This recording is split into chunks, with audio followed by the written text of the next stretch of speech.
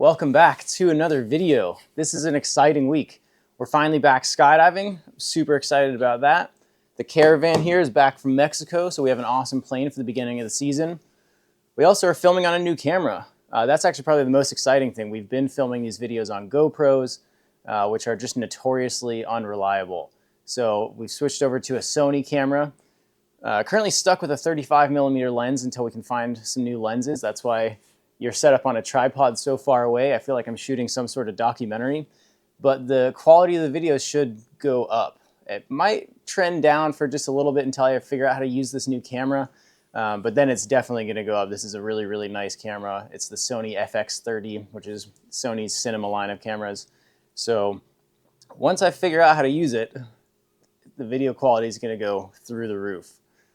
So at the beginning of every skydiving season, before we can just jump into the airplane and start having fun, there's a few important safety measures we have to take. One of those things is just refreshing ourselves on all of the emergency procedures, whether that's aircraft emergency procedures or personal emergency procedures.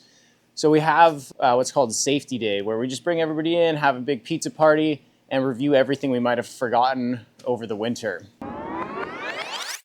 I see a lot of people like to try to look like Spider-Man on the side of the airplane. As we were just talking about with that very thin sheet aluminum, I've seen at shops down and other places where they have to replace that entire tail section of skin because of skydivers doing that. So remember, you're already jumping out of a plane. It doesn't make you look any cooler. Your exit's not going to go well anyways. Just don't kick off the plane, please. Same rules apply to the jump doors. If you drop the door, if it's an accident, we understand, not the end of the world, but just be cautious and try not to break that jump door because we cannot fly that plane with the door broken. I know there's that really cool flap that's right on the wing right in front of you next to the door.